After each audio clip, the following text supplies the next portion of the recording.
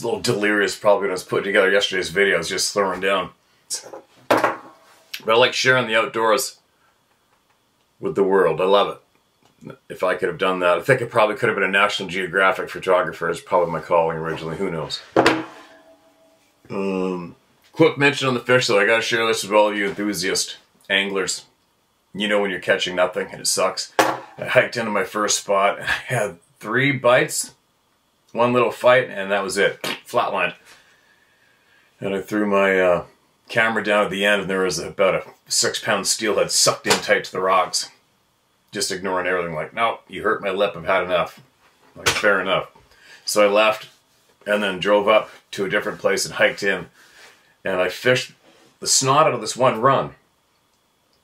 And then I had this camera on a tripod to hopefully catch the action if I caught one aiming all the way down the river, had it set up perfectly.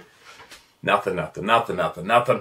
And then I hiked up the river, in the river, through a willow line to this other little holding trough where I caught a few steelhead this year. Excuse me. And I set up this camera on the tripod at the end of the run, facing up the run, to see if it might be able to catch the action, which I love to do. Nothing. I'm like, ah, shit. Oh, well, whatever.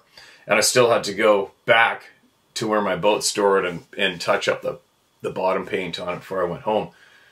So I decided I was going to get up at 4 o'clock. I ended up waking up at 4, but I was a little too early.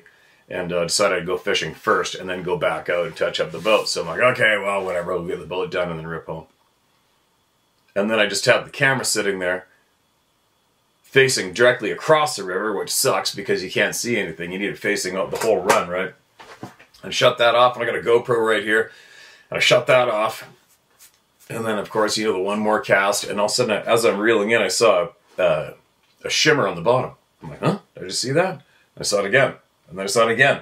And then, boom, the steelhead comes out of the water right in front of me. Which, that never happens, ever. And then it did it again. I'm like, what? You're kidding me. And then I reeled in and cast my line out. And the first cast, that exact same fish bit and I caught it. I couldn't believe it. So, it was easy to recognize because it just looked like hell. When it came out of the water, I thought, wow, that's like a spawned out chum salmon. It was a steelhead, older than dirt. His pectoral fins, you know, the 2 up front, didn't have any webbing left in between. It was just bare bones on both sides. Really weird to see. It's almost like, I guess, he scrubbed them off all the years spawning, maybe, right? He just looked as old as a chunk of dirt. Let him go. And then I ran the camera underwater again to see if I might be able to get a good video of him, but he went and hid out somewhere and it didn't work out. So there you go. That's the story behind yesterday's action. Now, got some voices to be heard. Got some voices to be heard, and sometimes I throw down. I noticed, you know, one thing about the problem is, you know, years and years ago, what our only method of gaining knowledge is through what? Newsprint and radio stations, that's about it. And then the news on television. And a small handful of people controlled that, right? But it's almost like today, now that we can all communicate with each other around the globe at the press of a frickin' button, both in video and in text or whatever, it's almost like, let's just say there was a beast out there that didn't want us to know or organize or focus on one thing and get angry and still wanted to slide manipulation through us with ease. How easy would it be to just flood us with information? There's too much information. I mean, I'm guilty. There's too much information. Like, we have so many truth sharers out there, so many messengers of truth. It's basically overwhelming. I'm guilty of it. A lot of people are just sitting there scrolling through their shit, listening to these truthers, and then you keep going. There's the next one, there's the next one, there's the next one, there's the next one, there's the next one, there's the next one, right? And it's kind of working against us. Don't you think? Because nothing's getting done. It's like, Maybe things are getting done or maybe they're not. I don't know. But it's kind of frustrating to be aware of it. That we're just getting bombarded with so much truth and so much content non-stop. If you've got devices, if you're online, if you're watching and listening to people. I'm catching on pretty quick that it's that bombardment is working in favor of the dark side, right? I mean, otherwise, what would happen if it wasn't? Okay, let's just say we're in a smaller community and one of these major violations of society came to light. The whole community would dive onto it and clear it up. Don't you think? But instead, we've got it's coming up every 7 seconds in front of our faces from around the globe to the point we're just like going, It's kind of shitty. It's like somebody needs to reel in all the truthers, have a meeting, and pick out our top 2 or 3 problems that need to be dealt with now, and then get society to hammer on it and fix it. But it's not happening because it's just too much. I think, maybe. What else? Another quick. I'll get to sharing the emails in a minute. All right. I set up a few things I wanted to bring up. Sarah's dad. I asked for prayers. Sarah asked for prayers and tears the other day. Her dad got kicked in the head with a milk cow. And he's at home. He's doing well. But it's kind of scary, obviously. He's not a young buck anymore. And there's blood coming out of his ears. His ear. So he's good. Prayers appreciated. I believe they worked myself. I believe they worked. Good work. What else? You know, here in Canada, the federal government, which is ran by criminals, and that's not being insulting, that's just a fact. Canada today is ran by criminals, period. And they made it legal to have small amounts of meth, heroin, fentanyl, cocaine, acid, whatever you want, you got her. And it's caused absolute mayhem in the streets of Canada, especially in British Columbia. I guess the overdose deaths went up X amount of hundreds of percents. It's amazing. It's crazy. It's you know, the amount of death that the criminal governments have supported and caused in various routes the past few years is so in our face, ridiculous. It's enough to make you vomit. And I guess the government of British Columbia is trying to get it turned around because they're trying to get a grip on the people dying. But anyways, on that note, I'm coming back from fishing the boat yesterday, and I got to go through the old part of town.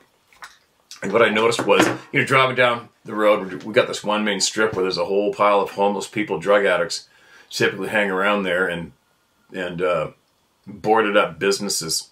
And you glance over, and here's somebody sprawled out on the sidewalk, sprawled out. And, you know, you keep driving and see another one.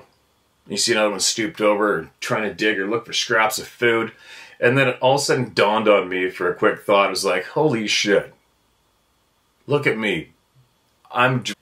Isn't that weird? And we're all guilty of it. We are all guilty of it. Isn't that bizarre how we've been conditioned to just accept that, shake our head and keep driving? I felt a little alarmed yesterday about that fact. I remember just thinking to myself, wow, you just drove by a human being that may even be dead in that street, in that shop doorway. Or dying. Obviously dying. You just kept driving. And it's normal. In the modern world. In Canada. Not only Canada, but the US. Isn't that freaking weird? Isn't that sad? Isn't that bizarre? It's very bizarre. I know there's a lot of people out there helping these people, but on the average, just go down there and park it on the side of the road and see how many normal citizens of your community just drive right on by somebody dying on the sidewalk. What's going on? What's happened to us? What is happening to us, right? This lifetime is a very crazy time. I'm telling you what, man. It is a very crazy time to be alive. And, yeah. I just thought I'd mention that because I think is worthy mentioning. I feel ashamed. Now, what else? One more quick note I thought about was, when it comes to this topic, I'll get back on track and I'm about to share emails, is, have you all noticed, because I have, in the past, there's been A great many of good, honest people have put forward a good, solid effort in trying to come up with the answers to this particular mystery of what's going on right next to us. Meaning these other beings existing, whether they're here full-time or not. Anyways, haven't you noticed that? How many of these people just silently shied away from the topic after getting to whatever level of knowledge gathering they did, and they just dropped it, shied away? Why is that? That's a question for my brain. I guess that's what's going on. I just share my thoughts and my questions I come up with on my own. Remember there was a blonde lady, Autumn Williams. Remember her? A handful of years ago. I think I saw a handful of content from her in a book. I even bought her book. I think she had a book. And I believe she was figuring a lot of stuff out when it came to this topic. She just faded away. I don't even know where she is or what's going on with her, but she faded away from the topic publicly. I wonder why. But that's an example of, you know what I mean? There's a lot of people out there. A lot of people have come forward and figured out the DNA. Figured out all sorts of stuff, and they just seem to fade away. Why is that? That's a question I have. Why is that? Why is that? Do they get to a certain point and give up? Get to a certain point and think, this is just too much. This is just too much. Where this is going, I can't relate. I'm out. Or, like, meaning, and do they also realize that they are helpless in a way that there's nothing they can do about it? And to just concentrate on living as full a life as they can? Maybe that's another angle. I don't know. Why is it that so many people seem to shy away from directly dealing with this topic of the Sasquatch, Sabe, however you decide to refer to them? Why do so many people shy away from it once they've gotten to a certain level? Wonder why. Wonder why. Maybe I get a hold of some of these characters and you can put down a list of people who you feel may be in that category and we can ask them, hey, how come you don't speak publicly on this topic or look into it anymore? Curious. Valid question, right? It seems a lot of people get to a certain point of figuring shit out when it comes to this topic, and then they just quit. I don't get it. I'm not going to quit. I've never thought about quitting for 1 second. I'm very, very focused on getting every single voice heard. Is my number one motivation, as well as putting together my puzzle on the side, if you know. Enough of my babbling. Let's get some people heard. This is titled, You Might Have Been in Danger and Didn't Even Know It. I think that goes for all of us every day. Below is a resend of a letter I sent you a while ago. I don't know if that letter had anything to do with it, but the very next day you appeared and asked the people not to send pics in. So I just let it be. Now that would have been a random coincidence. However, lately I've noticed you've begun to share photos and drawings, and I need to mention that I've had a very strong sense that you should see and share this. Like it might mean something to you or your viewers. Yes, I will get to it and write to you about my own experience, but I have a gut feeling that it's this screenshot that is important right now. Maybe it's me, but please note the areas surrounding the figure in the enlarged view. Some areas seem blurry or shimmering. I'm hoping you're not thinking that this is a waste of time.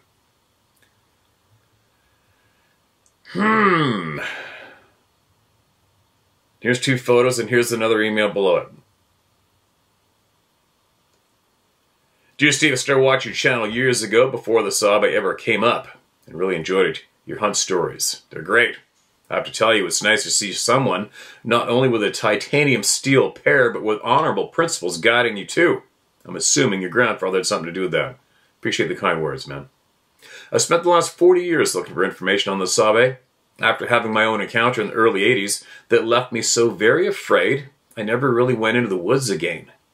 But that is a story for another time, as I know your plate is very full.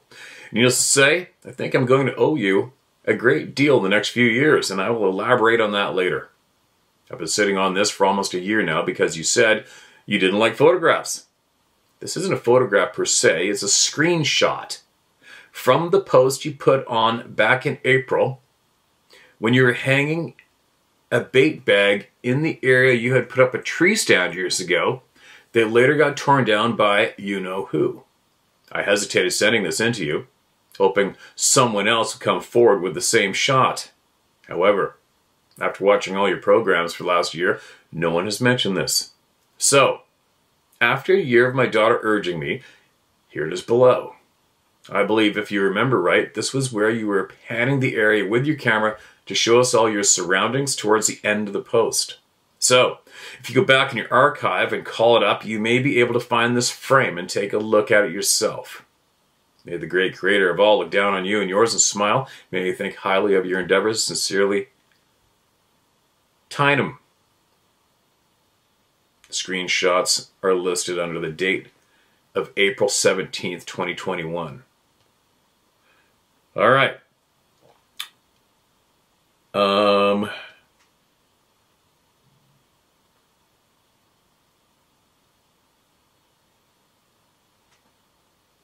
You know, what's really weird is look at the bottom right-hand corner of the screenshot. What is that piece of wood right there?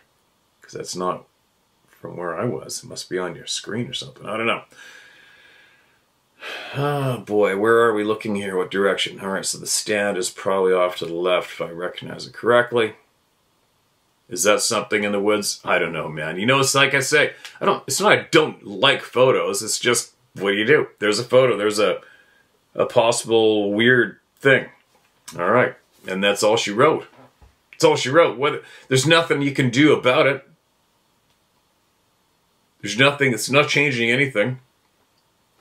Could it be something? Something that we speak about here, something that's not quite here with us, but maybe translucent a little bit or whatever, maybe. Maybe it is. But one thing for sure is I know these people, these beings are right there in that forest. I know they're there. I know they're there. A photograph isn't going to make much of a difference for me. And I'm not saying I don't like it. I'm not angry I sent it in. I'm just sharing with you guys how my brain processes what's going on. Interesting, that is one of the creepiest places I've ever frequented, for certain, that whole strip of that valley right there. So much has happened to me in that strip, and other people. I'm not a big fan of it, but I went in there a lot. I went in there a lot until that day when I was trapping wolves, about not even 100 meters away from where the screenshot is, and they started beating on those trees above me. That was it, and I found my arrow in the snow. About, well, within eye shot of there up on the hill. And numerous other experiences. There you go. Shared. What's this? More photos. Mark this as red. Just now watching your today video, see photos. Zoomed in an original photo after many wood knocks near train tracks and walking trail. What is weird is I kept saying maybe it was a woodpecker. After I said that out loud to Chica, my dog, a few times, the sound changed to a clang. Like a hit on a tin can. Almost 20 times, not too loud. What was odd, and I can go back if you like, off the side of the train tracks, I noticed many X marks with broken trees.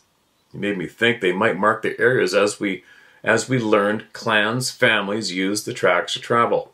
The tracks are not where humans usually walk. I like the challenge of climbing, as they are up an incline, and I go off the main trail for people to walk her. She never barked at the noises, however. Alright, here we go. What's this one? This is titled, Thanks Again for Your Comments. Dear Sir, we only learn by listening, sharing, acknowledging each other's truth.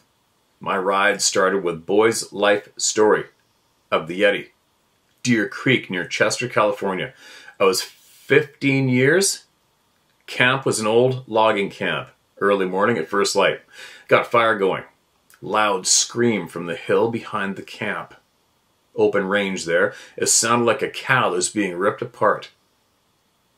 I took my tricorder collie with me and headed up the hill. Crossed 2 logging roads going up. About halfway up now, a mountain. It screamed again. Now steeper climb. Stopped and got the feeling of being watched. The dog caught it too. We both looked up and to the right, some distance, 75 yards or more, to see a black upright being standing with its hand on a fallen tree. No movement from the being. Shook it off and continued to think it was a root ball. Maybe it was hit by lightning. Continued up to the top, steep climb at this point, flat top, no sound at all. Went back down the same trail. Fallen tree, no black figure. We spent our summers fishing, shooting guns, slingshots, horseshoes, and swimming, since we were 9 years old with Grandpa. Only other thing that happened there, my sister and I were playing cards with this older gal in her trailer. Heavy breathing outside. We supposed was a bear. Stayed longer as her camp was in the back of the campground. As camped across near the little creek. Lots of bears there, as there was a dump across the creek was some distance away.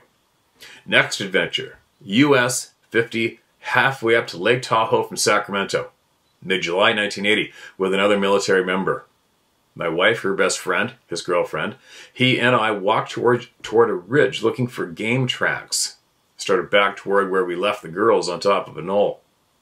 I found one right barefoot print about 14 or 15 inches by 6 inches wide.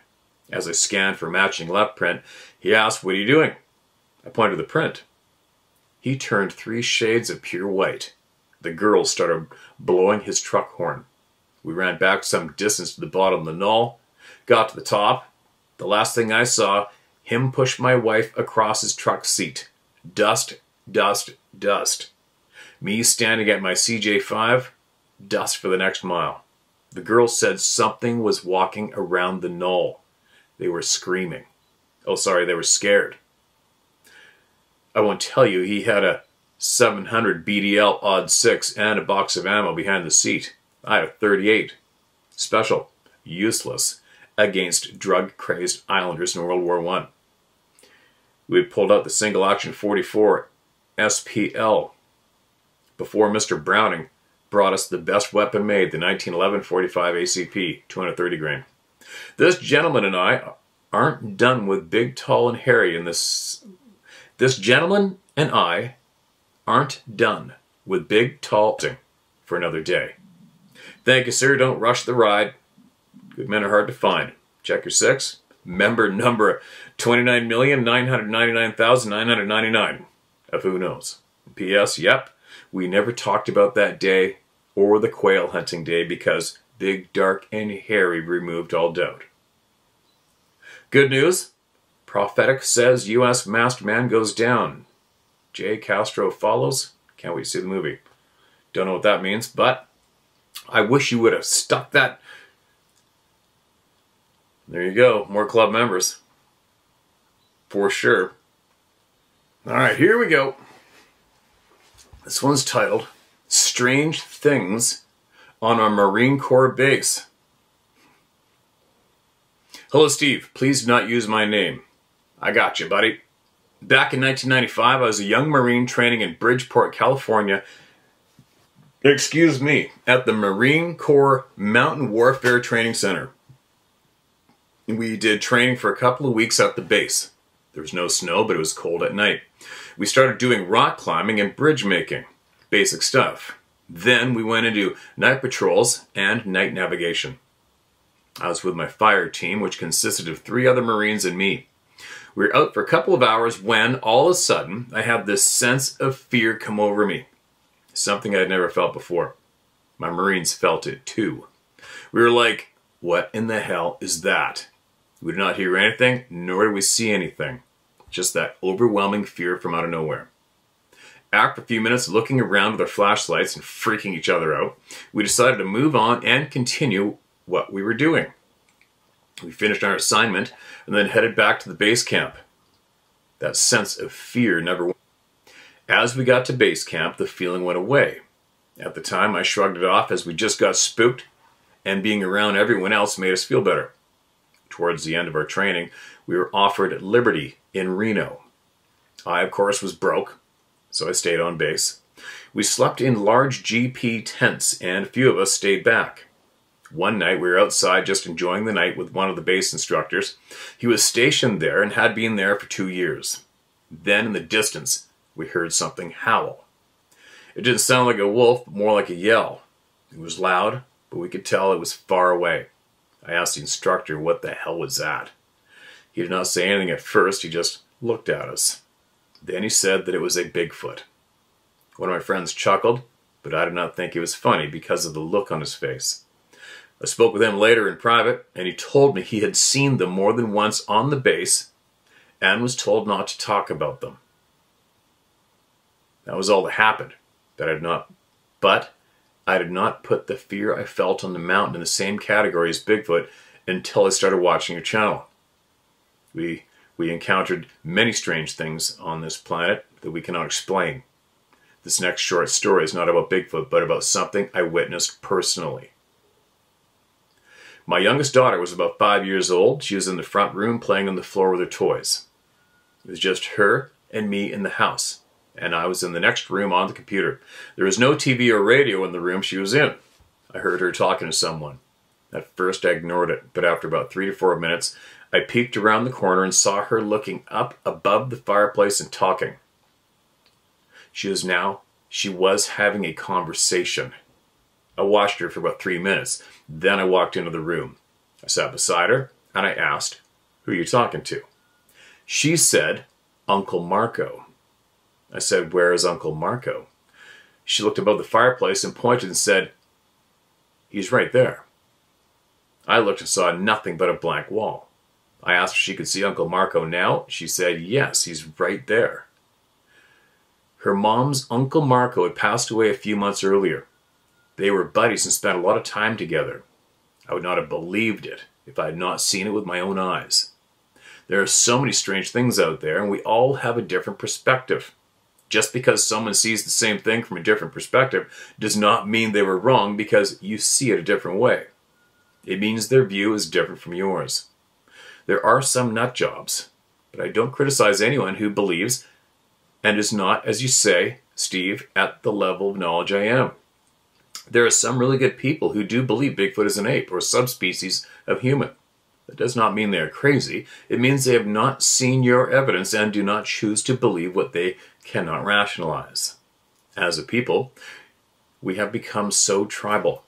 If someone is not totally in our camp, we tend to kick them out or ostracize them. I've never been a Democrat or Republican. I've always been an independent, allowing me to talk about what I believe. I do not have to believe I'm in their camp. The governments try to keep us divided every day. If we know that someone acknowledges the existence of Bigfoot but does not believe what we do, we should try and bridge the gap. I'm not trying to convince anyone. I'm saying there is power in numbers, and if we communicate instead of fighting one another, we could put together more puzzles faster. Again, I'm not saying we reach out to or even give a platform to the people who use Bigfoot to rip off people and blatantly lie for their benefit. Those people should jump off a cliff. I watch Dave's channel and yours the most. Dave's friends with a few people you've called out. I get we don't like when others are saying things we do not think are true. All I'm saying is that if you trust Dave's judgment, you could have other sources of information that could help you with your puzzle. You know, they know stuff that they cannot admit publicly. They have a lot to lose, just like the people who write in to have you tell their story. Anyway, thank you for your time, Steve. I really appreciate your channel and what you have done for those who feel they cannot say anything without ridicule. Many people are in a place where they can say they don't care. Who knows? Some have retirements and jobs they need to feed their families and cannot risk those. Families always first. Take care. God bless. All right. Appreciate the message. It's a good one. It's a good one. Now, for me personally, when it comes to other names that are in a different camp, there's people that aren't in different camps with me. I don't see it as different camps. I either see absolute pieces of shit who willingly attack, discredit, and try to ruin the lives of innocent people who come forward to the truth. Meanwhile, they are associated with the Bigfoot topic, right? That's who I do not tolerate. And I will call out publicly whenever I feel like it, or whenever they deserve it. So there's the other camp for me. The only camps available for me in my eyes are the good and the bad. That's it. As far as other people having friends who are bad or not having to say this or not want to say that, I'm out. I'm out when it comes to being scared. I'm out. I come across a lot of people. Okay, well, don't say this and don't say this and don't say that, and they're open. They are so openly scared. It just makes me want to vomit. I don't want nothing to do with it. I'm like, you know what? If you're scared, we got nothing in common. I don't have any patience for that shit. You know what I mean? If you're scared to share what you know, but you persist on doing something else that's just generating revenue for your ass, we don't really have much in common. You know what I mean? If you want to help your neighbor and community for real, fucking say it. Quit being a pussy. Right? There's a lot of people out there that people spend a lot of time watching. Maybe I just bite my lip. I mean, let's just say, I have been duped in the past with a few people when it comes to this topic, right? Come across as caring, want to do this, want to do that, and then meanwhile, just in the end, they just wanted me to help promote their ass so they could make a buck. And that's the fact. So, lesson learned on my part, but nah. It's the fright, it's being scared that ruins everything, right? Anyway, I'm going to bite my lip before I start ranting, pissing people off. I'm not on the same team or even remotely. I'm not even in the parking lot at the game with people who are scared and they know and they're scared. Bothers me. We're all dying. You're dead. Everybody listening to this right now, you are dead. In a flick of a finger, you're going to be dead. Right? So am I. We're on our way out. I might die today. Who knows? I might die tomorrow. Or the next few days while trying to recreate that photo I'm about to go do in the mountains. Spring grizzly bear might rip my ass. And am I going to be pissed off at it and share everything I know with all of you so you can pass it on and better your existence? Probably. I'm so scared to share. I don't want to lose that money. Fuck that. There's ways to make a living. Okay, sorry. I'm getting a little fired up. I'll reel it in. And I appreciate your email, man. I appreciate it.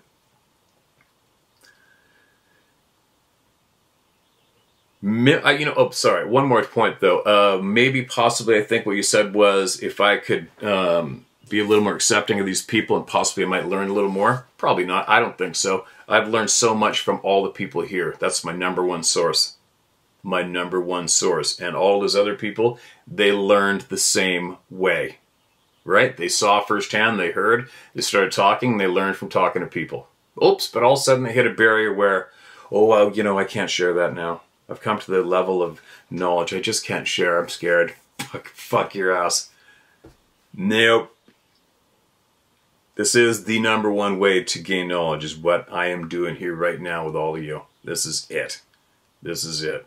No respect for people who think they're above us. No respect for people who want to control us. Okay. I'll slow down. Little coffee. I should almost change my frickin' YouTube channel to Don't Be Scared, Quit Being a Pussy. Mimic, and they count? Question marks. The title of this one. Hi, Steve. I'm 55 years old, lived in Louisiana all my life. From North to South Louisiana. And my surprise happened to me up North Louisiana, close to the mouth of Toledo Bend on Sabine River. 12 years old at the time. We hunted, fished, not a whole lot, to do in a small town. Squirrel season came around. First Saturday in October of 81, our neighbor that lived a half a mile away had cows and horses and things like that. Never put livestock in south pasture. I caught a conversation with him and other men. I was 12, 13 years old. Did a lot of grass cutting, bush. No punctuation, but I'll try to make this as smooth as possible on a few typos. No punctuation. Oh, there's one period. Okay, hold on. I was 12, 13 years old. I did a lot of grass cutting, bush hogging. I hate cutting stuff like that. I heard him call something Booba. Come to find out, Booba is the name of a hairy man he always told me to stay out of the bottom of the south pasture. Hard-headed as I am, I walked down an old logging road, give or take a quarter of a mile or so, to a dry creek bed. The dry creek bed went from left to right. I wanted to go back towards the right to go back through the same live oak feed trees in the bottom where I knew squirrels will be feeding. I got to the dry creek bed, took a right, walked down with my flashlight about 20 or 30 yards. They had an old log laid across on the side of the creek bed, and I put my 20-gauge shotgun pump in front of me, leaning against a tree. It was still dark. I can barely see the lights. Started coming through the canopy. Started feeling like I was being watched. Dread the whole 9 yards. I wanted to get out of there, but it was still dark, and I didn't want to try to run too quick, so I just sat and waited. The sun took a long time to come through the canopy. I started hearing a few things, a crackle here, a crackle behind me, but I had enough light to look down the creek. Back, and that's when I saw it.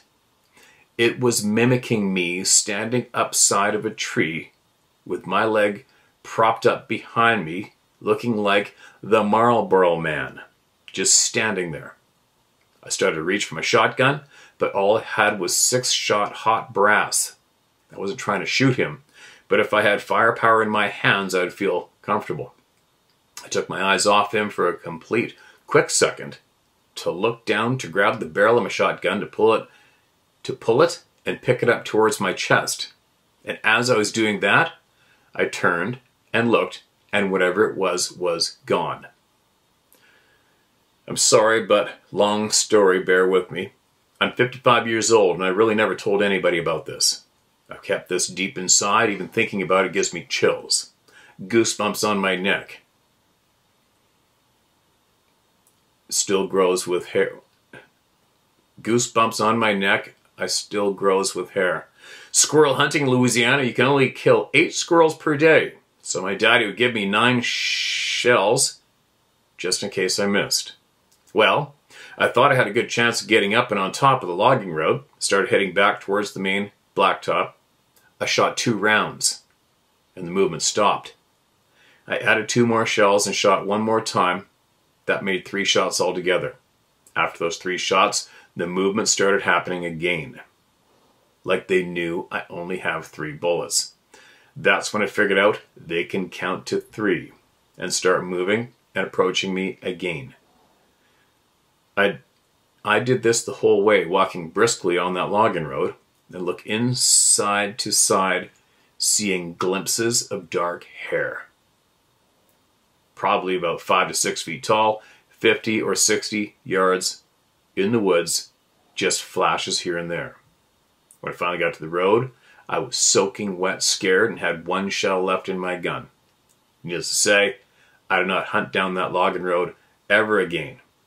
This has been on my brain and my conscience for at least 4,243 years. Oh, sorry. Oh, it was one number. I think you meant for at least 42 to 43 years. Never told the complete story, but that was it. Whatever you do and keep it up, you give people hope about things they've seen in the woods that they can't explain. But I've had nightmares off and on for a long time, so thank you for your platform. Ever get down to Louisiana? Hell, shoot me an email. I sure would like to buy you a nice dinner, because you have smoothed out a lot of things in my brain, my body, my well-being. I can't thank you enough. You can use my first name as Matt. Matt, I am absolutely overjoyed and stoked that this has helped you. That's the name of the game, right? Our community here and helping each other and reading word for word your truth without some prick trying to change it or stop or prevent it. Now, I want to go run around Louisiana. Actually, I got a few good, real solid friends from that state. I got a lot of solid friends from every state, but I really got a lot of real good people from the South. I like that forest down there. Swamps.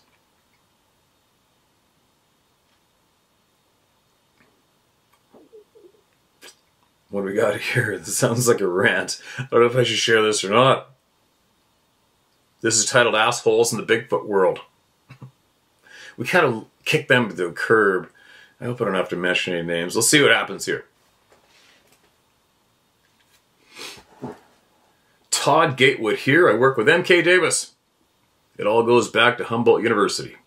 The narrative is, it is a monkey, and what happened at Bluff Creek is just like Bob Gimlin says. When you, Dave Scott, MK, broke the massacre story from Bobby, they waged war on you all. The Trojan horse and the Bigfootery is largely around... I don't even know this... There's a whole pile of names getting listed here of the Bigfoot community. Not happy with them, calling them names.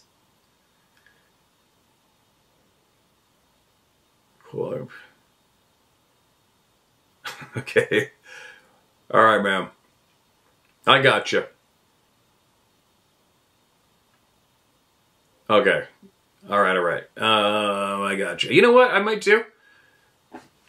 I like MK Davis. I think he's a good, honest gentleman. I've spoke with him on the phone before in the past. I have for quite some time. I should get him on here. I think I might get MK on here. See if you're watching this video. See if he wants to. I'm booked up for the next 5 days straight. But after 5 days, I should be able to pull off getting these people on here. I blew it with Rich Germeau the other day, but wouldn't that piss off all those names you mentioned? But anyway, for anybody who's avidly currently engaging with these names of people in the Bigfoot community online, getting attacked, they're saying this, attacking this, and running people down, all you got to do is take away their attention, like I have. It's too easy, right? Like, all those names you mentioned, I'm familiar with a handful of them, and that one particular Stephen Puke, I remember he was really coming at me somewhere before in the past, and I private messaged the shit out of him, saying, hey, let's meet up, man. And he wouldn't even answer my private messages. He went to go doing it publicly again, and then he blocked me all over the place. It's like, well, you want to pick a fight with me? Let's get it on. How do you pick a fight with somebody publicly on some page, and then when that person you're trying to run, and you're too scared to even reply, right? That's what that Stephen, fat little eat-walk from Oregon, that's what he's all about. But anyway, I know it's not making sense to the audience here, but what I'm saying is, all you gotta do is kick them to the curb like we've done here, that's it. And then they just don't exist anymore. You don't even know what they're saying, which I don't. I haven't a clue. I haven't a clue what they're saying. I don't have to give them any time. I don't promote them. I don't repeat their names. It's too easy instead of getting drawn in. Because when you get drawn in, and I was guilty of that in the beginning, but I was really coming out ready to fight. I want to fight everybody. Because I knew of the dirty, disgusting things they had done to all of you and a bunch of very honest, kind people that I am aware of. And I wanted to go, like you just said in your message, fold their front teeth in, right? But anyway, but then you realize that all it is a speed bump. All those names you mentioned are just speed bumps, right? And that can go with any topic in life. The people that, they're just a speed bump. You're going along smooth, you're going along, your journey's just going that way, no problem, then you hit this damned annoying speed bump. And all it does is slows you up, mires you in, and you ended up wasting your time and energy there. Right? And that's what, sadly by your email, I can see you're right there. you not only hit one speed bump, you hit a whole bunch of them, and now you're in the ditch with those guys. So, it doesn't matter. It really seriously does not matter. Who you are, who you think you are, and what kind of a page you got doesn't matter. Right? It doesn't matter. What matters is what you know, what you're learning, and the positive information and knowledge you have that you can share with other like-minded people. That's the only thing that matters, right? That's it. I believe that all of the good people here, hundreds of thousands of people, and myself, if we ever hear about the odd time these poor characters, you gotta look way down there. Who? Oh yeah, there they are, way down there. Huh? Oh well. We're up here now. Whew. Off we go. There you go. That was a confusing email and reply, wasn't it, for the people listening? But, yeah, MK. I'd love to have a conversation with MK. You know who else I want to get a conversation with him on here to share with you guys? I got a lot of respect for him too. I believe there's a lot of people fighting back and forth with him in the Bigfoot world, so maybe that might be a little entertaining. Maybe in a way, but I would like to speak with those guys publicly and ask a bunch of questions and see what they've come up with and how they got interested and why they're motivated, and I think they're very interesting characters when it comes to truth. Moving along. Shadow Sabe similarities. Hi Steve, thank you for all you do. I'm writing in response to Kevin from Florida's, quote, not Sabe, quote, shadow he saw at the car wash 2 decades ago. All right.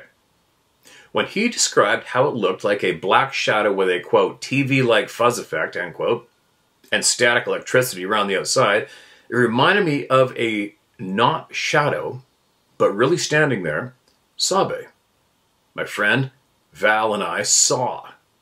He was standing on the trail ahead of us as we walked up the hill of a local mound in central Wisconsin on a moonlit spring night about 10 years ago.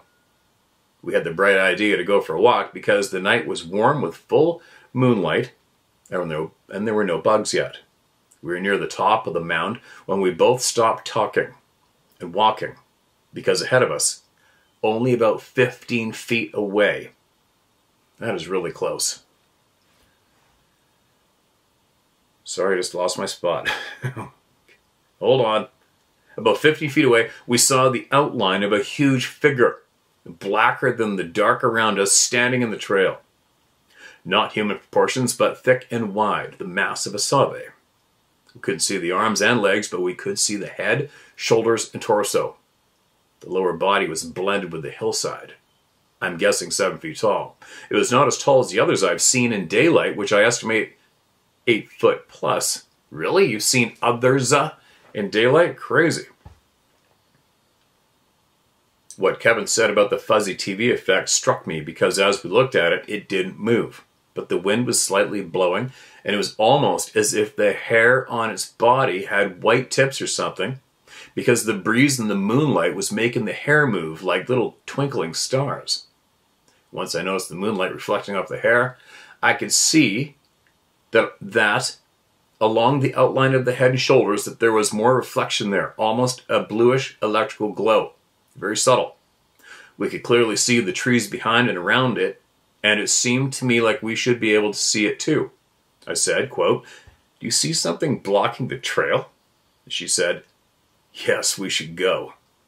I agreed, and we both turned and walked slowly back down the hill. It did not follow. But as we nervously forced ourselves to walk slowly back down the hill, we saw 5 or 6 canines the size of coyotes flanking us about 20 yards out to our south. I asked her if she saw them, and she said yes. That's creepier than shit. I said, you know what that was, right? And she said, coyotes. I said, yeah, but the other thing. She said we would talk about it at the truck. When we got to the truck, we didn't even talk until we were a few miles away. She saw the same thing I did.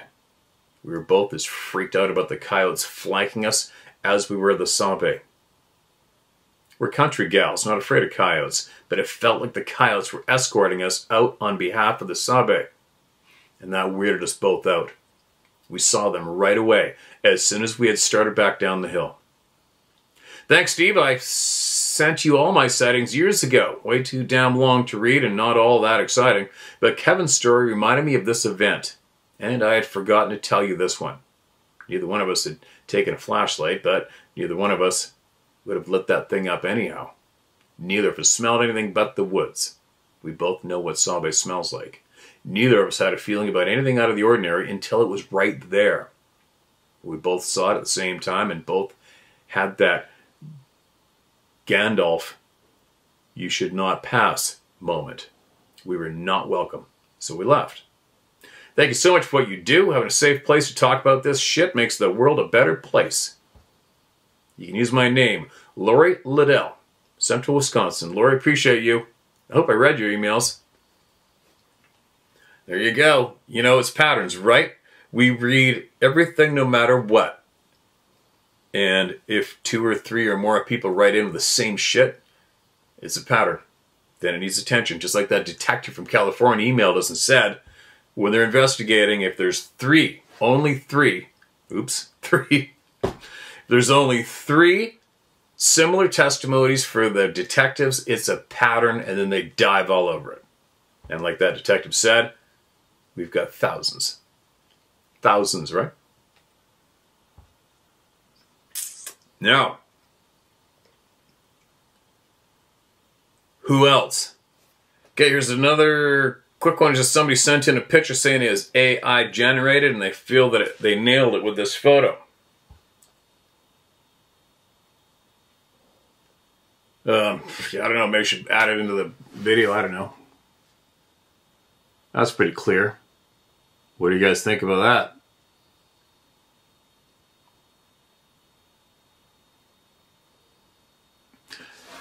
What I think is, I don't know why, and I mentioned it in the past, with these AI generated things and all these thumbnails a lot of people are using when it comes to this topic, they all look like monkeys or gorillas. Now, if you look at the patterns and listen to the people here, on average, what are the people saying? They're always saying, that was no monkey or gorilla, it was a man's face. Right? People are clearly saying that, sharing that with everybody here. It was a man's face. There was nothing monkey or gorilla about it. It was a man's face. A real, huge, monstrous, hair-covered man. Right? So, it's curious for me, not really surprising though, that the majority of the AI-generated shit floating around right now is all typically, it looks like a monkey or gorilla. I mean, honestly, do any of you instantly go, wow, that's a man's face?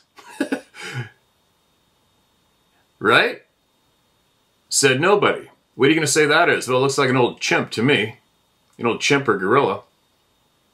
But that doesn't make me, if I saw that right there, and I appreciate you saying this, I'm not being a dick, I'm just telling you how I feel about this topic, and AI-generated shit, and what everybody seems to be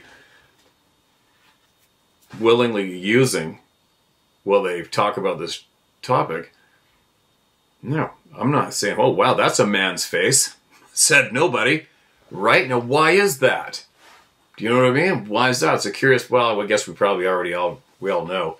I'm pretty certain that this AI shit that they've delivered to the people, which I do not utilize or have any attention to at all myself, and I won't. If you're describing a man's face, but a huge hairy giant with man's face, they're not delivering. AI's not delivering. They keep delivering a version of a monkey or gorilla face. Don't you think? Maybe I'm wrong. Maybe I'm seeing something different here. Do I think they nailed it? Nope. Not me. That's a typical AI-themed depiction of these other people, right? It was a man's face. And that's why whenever I read somebody's email, and that's what they say, I try to reread that sentence a few times. And the next part says, it was a man's face. Nothing monkey or gorilla about it. Right? AI's not jumping on that bandwagon. Lots of people aren't. That's okay. I don't give a shit. Don't matter. Now, moving along. Who else? This is all fresh stuff. Fresh emails in case you haven't noticed yet. Alright, here we go. One more, and then one more, and I have to get stuff done, start getting packed for my venture into the coastal mountains coming up, and I'm going to drag all you guys with me. It's titled Grew Up Not Realizing. Hi, Steve. Excuse me, after listening to your channel, I came to understand all these freak incidents that occurred while hunting and fishing. It suddenly made sense. Most importantly, I think I know why it seems that they either instill fear or create fear in our minds. Common denominator with most movies involving evil or some sort is to harvest these emotions from people with the intent to use them as fuel. Many of the people have come forth with testimony about harvesting adrenochrome and adrenochrome. for the purpose of life longevity or some sort of high from it. One of my experiences that was as close as you can possibly get without touching happened at a place along the Santiam Road in Oregon called the North Fork. The location was approximately 125 yards upriver from the campsite area. It was a landing with hard-packed smooth dirt surrounded by large trees that formed a canopy over the landing, with a large tree coming out of the riverbank extending about 10 feet out over the river. When I first went with my friend to this location, we had parked alongside the road and hiked down through the woods to the landing. When I first arrived and looked down the river and realized the location was the camping area we used to go to as kids. Scott would immediately go downriver and I would walk on the tree that extended over the river and sit. Every time I fished from there, I always felt like I was being watched. My last time I went there, it was a beautiful, brisk, sunny morning, and I was standing on the tree with my line out in the water when I was overwhelmed with fear. This fear was so intense it was terror. I somehow knew that there was something or someone behind me. At first I was afraid to look, but my instinct was to turn around, and I did. The entity I saw was so large and so close, I could not see beyond its huge upper body. My head was barely at its waist, but what I found odd was the area behind the being was all glossy black, and I can now say was some sort of portal that this being came from.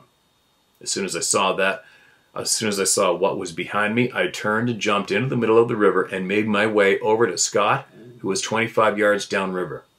When I caught up to him and told him I was going down to the camping area, asked him to come with me, he appeared to be experiencing some fear for some reason and was already packing his gear and preparing to move on. I never spoke to Scott about what I experienced, mainly because I was having a hard time understanding what I just experienced. It wasn't until you started sharing stories from others that I had experiences I did realize that ever since I was a kid growing up in Depot Bay, Oregon, I had had encounters but never understood why I was suddenly overcome with fear. I've never experienced fear like that. Like I did that day I encountered that being while fishing. If an elder person were to experience that one of fear, I dare say that they might not survive. I was 21 years old with a strong heart. I've shared my story with a handful of people, and most of them said nothing in response. Typical. I can only imagine what they are thinking, but it makes no difference because I know the truth. Anyway, I was blessed with the knowledge that most believe to be fable. Thank you, Steve, for helping me understand the truth. Amen. It is too easy to share your truth and everybody else's. This place is nothing without people like you, right? Another one. How about that fear? Like I said, I've never experienced that kind of fear in my life. I've experienced some frickin' fear. Some fear. And it's funny. Instantly, wherever I said that, my first blip, like a photo memory, is being in about 35-foot waves. So far from shore you can't see land. With one other person. Commercial fishing, and I was like 16 years old and at 100% positive I was going to be dead. I remember that as being one of the most intense fears I've ever experienced, with storms on the West Coast and the Pacific Ocean. Terrifying. And then you get that paycheck and you think, I'm going to go out there one more time. Right? And then a couple years later, you're still doing it. And then what else? I've had some pretty intense moments with grizzly bears, obviously. And hearing and seeing what I have seen in the forest that's not supposed to be real. Scared the shit out of me. But I haven't had this fear that's being described yet. Will I ever? I don't know. Are only some of us susceptible to experiencing that type of fear? Are only some of us susceptible to having that imposed on us intentionally? There's a big possibility of that, right? Because I have spent so much time solo in the remote forests of BC. It's silly. where these people, these beings frequent, right? Why haven't I had that soul-bending terror inflicted on me? I wonder why. I've always wondered that. It's just a question for myself. I wonder why, right? I don't know why. Will that fear be instilled on me? I mean, where our friend Darren Clark, where he has had that recent experience of being tormented on the way out of the woods the other day, I've been aware of that zone being the zone for a long time. And I was next to that zone not too long ago, and I could feel the pressure. I could feel that pressure from that territory, that zone right there. And I felt that I got enough. They're there. You can feel something's off. It's a pressure. You can feel it. Obviously, because sometimes I go in the woods in the middle of frickin' nowhere, it's all green light. I'm out of there. I'm in there. I'm going everywhere. I got my head down. I'm looking for shed antlers, or I'm looking for deer sign, or I'm hunting, or whatever. I can lay down under a tree and go to sleep. No problem. When meanwhile, right there on the next hill is where I've seen lights, footprints, heard weird howls, and have heard from people who've physically seen these beings right over there. So how come I'm not shitting myself in this patch of forest, right? But then the closer I get to there, I can feel that pressure. I can feel something. I can't even explain it. It's like, I don't know how to explain it. You know when you're a kid and you rub that balloon on your hair real hard and then you go like that and your hair starts standing on end? It's almost like the closer I get there, you can feel your hair standing up on end going, be aware. I'm like, okay, no taking, I'm out of here. But anyway, I think Darren and I are eventually going to do that hike in there. I'm going to go with him. And we'll see what comes from that one, right? Do I think something's going to happen? Yep. Yeah, I do. Without a doubt, something's going to happen. Am I going to video document it? Yeah, I am. I've got this camera now with the card I've got for it, and the battery's a sucker. I'll videotape for 6 hours. Right? So I might pull a Scott Carpenter and throw this one on my backpack facing backwards, and I've got a GoPro here with a new juiced up battery and a card that'll record for a few hours. So I can put that one on my chest and just hit record and let it rip. Go for a hike. Why? I don't know. I guess I'm just, like I said, enough's enough. I'll turn them off. Let's hear it. You want to speak to me in my brain? Give her. Let's hear what you got to say. Because all these people, like I said, all these numerous people who claim to have a warm and fuzzy relationship with these beings, they're not having conversations. That is straight across the board. No one's having a smooth, honest conversation with these unacknowledged beings. They aren't. They're not. Why not? Right? So I guess that's what my brain is right now. I'm like, okay, enough's enough. Cat's out of the bag. Enough of the bullshit. You got something to say it. Just frickin' say it, and I'm going to say something back. We're going to hash some shit out. Or not. We'll see, right? Who knows? You know, Sarah's coming with me when we go to that other spot in the next couple days. Every time you go to where these beings are all the time, you are basically offering yourself up for something that happens out of your control. Accept it, whatever. Okay, I'm babbling. Time to move on. Time to move on. I'll be back again. I'm not going to stop till everybody's heard. Share my story at howtohunt.com. Alright, that's where you get to share word for word. And if you are one of those people who are caught up in giving those filthy douchebags energy when it comes to this topic, the crash of the curb or put it in the basket, carry on. Talk to you later.